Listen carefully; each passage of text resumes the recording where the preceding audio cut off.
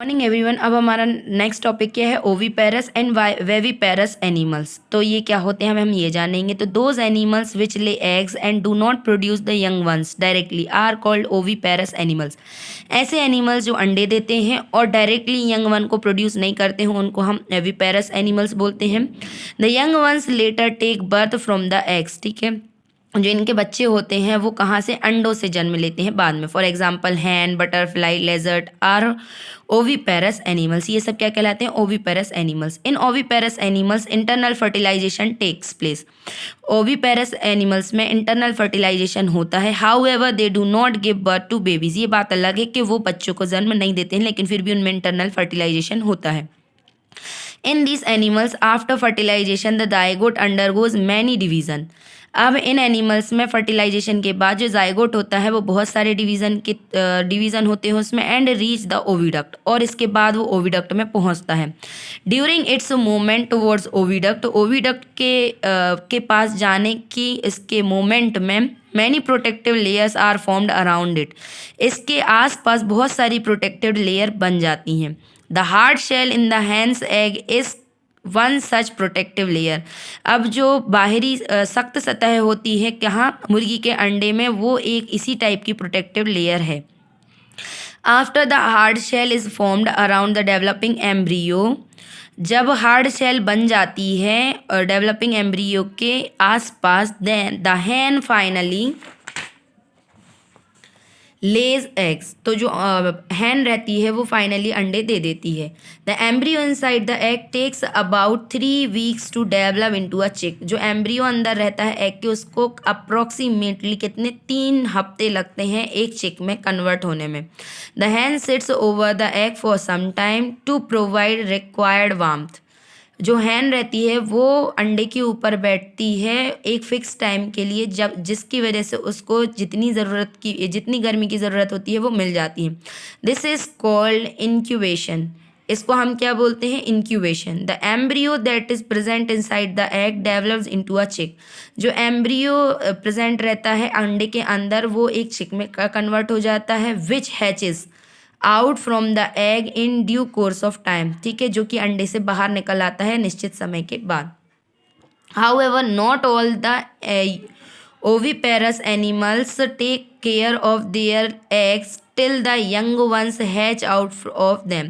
ये बात अलग है कि जितने भी ओविपेरस एनिमल्स होते हैं वो अपने अंडों की देखभाल नहीं करते हैं जब तक उनमें से बच्चे ना निकल आएँ।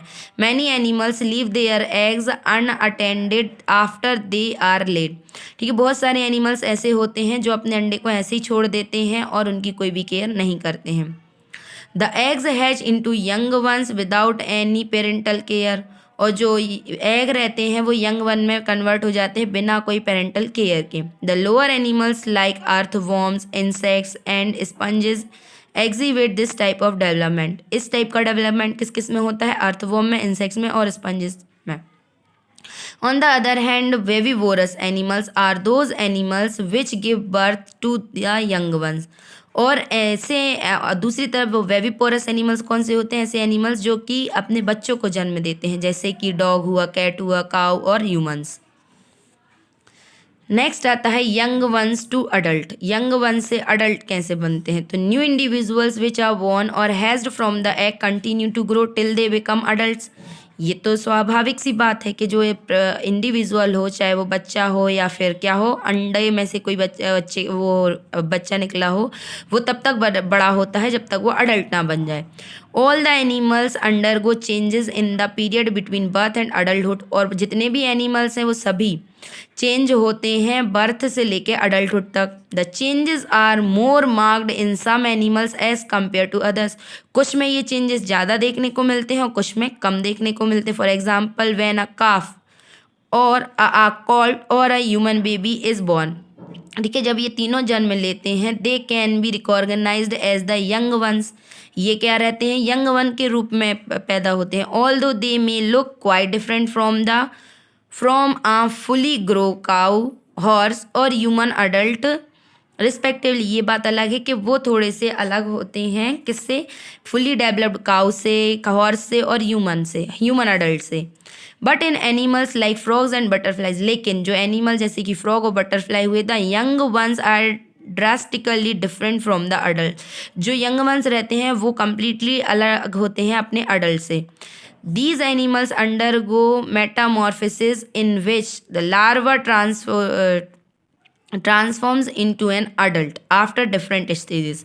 ये एनिमल्स बहुत सारे मेटामॉर्फोसिस के अंदर जाते हैं जिसमें जो लार्वा रहता है वो ट्रांसफॉर्म होता है अडल्ट में बहुत सारी स्टेजेस के बाद। Let us understand with the following example. तो frog, female frog lay eggs in water. जो फीमेल फ्रॉग होती है वो पानी में अंडे देती है। The male frog shed its sperm over them. और जो मेल फ्रॉग रहता है वो उसके ऊपर क्या डालता है, स्पर्म डालता है। द एग गेट फर्टिलाइज, जो एग्स रहते हैं वो फर्टिलाइज हो जाते हैं। After some time the eggs hatch out into fish like organism called tadpole. अब कुछ समय बाद ये अंडे जो होते हैं वो फिश जैसे ऑर्गेनिज्म में हैच हो जाते हैं जिसको हम क्या बोलते हैं, tadpole. Tadpole swim freely in water and develop into adult frog. जो टैडपोल रहते हैं वो फ्रीली क्या होते हैं, ये फ्लोट कर सकते हैं, पानी में स्विम कर सकते हैं और उसके बाद वो बड़े हो जाते हैं अडल्ट फ्रॉग में। फिर आता है बटरफ्लाई। तो butterfly in many insects like butterfly the eggs do not hatch into adults. ठीक है, बटरफ्लाई बहुत सारे इंसेक्ट्स जैसे कि एनिमल बटरफ्लाई में जो एग्स रहते हैं वो हैच नहीं होते हैं अडल्ट्स में।